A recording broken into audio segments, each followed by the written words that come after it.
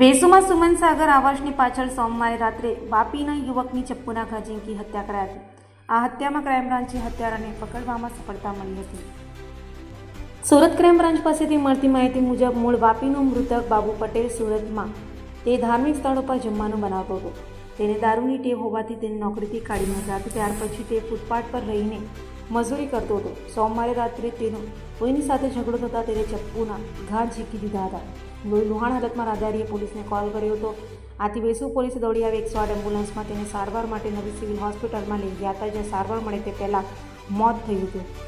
આ કેસમાં ક્રાઇમ બ્રાન્ચમાં તપાસનો જોડાઈ હતી અને આસપાસના સીસીટીવી કેમેરા તથા બાતમીદારની મદદ લઈને આખરે ગુનો ઉકેલી નાખી હત્યારા અતુલ જગ બહાદુર સિંહને પાંડેસરા શાંતાનગર નાકેથી ઝડપી પાડ્યો હતો, જે અંગે ડીસીપી ક્રાઇમ દ્વારા મીડિયાને માહિતી અપાઈ હતી.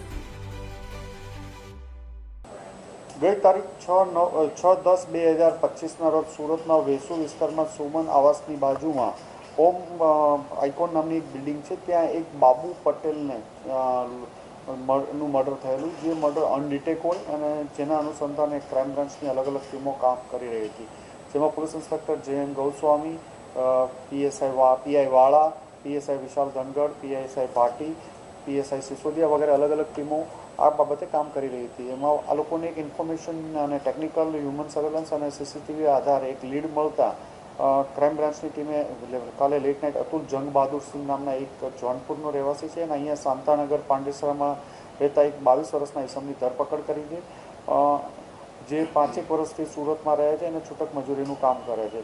આ બંનેને કોઈ બાબતે બોલાચાલી અને ઝઘડો થતા જેના અનુસંધાને આણે એને ચપ્પુ મારી દીધેલું હતું.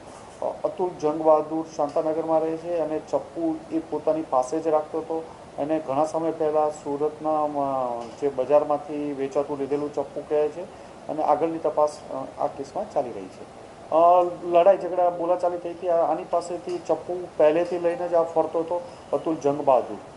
ઓલ ઓફ સડન થઈ ગયું એવું પણ નથી. ચપ્પુ એને ઘણી પાસે હતું, પણ એનું 22 વર્ષનો છે, 17 મુંબઈ એના મા બાપ સાથે રહેતો હતો. મૂળ યુપી જોનપુરનો છે અને મુંબઈ એના ફાધરે એને 5-7 વર્ષ પહેલાં માર્યો હતો. ઘરેથી નીકળી અને અહીંયા એકલો શાંતાનગરમાં 5-1 વર્ષથી રહેતો હતો. પહેલાં તબેલામાં કામ કરતો હતો અને છૂટક મજૂરી કરતો હતો અને પોતાની પાસે ચપ્પુ છેલ્લા 6-8 મહિનાથી ચપ્પુ રાખીને ફરતો હતો.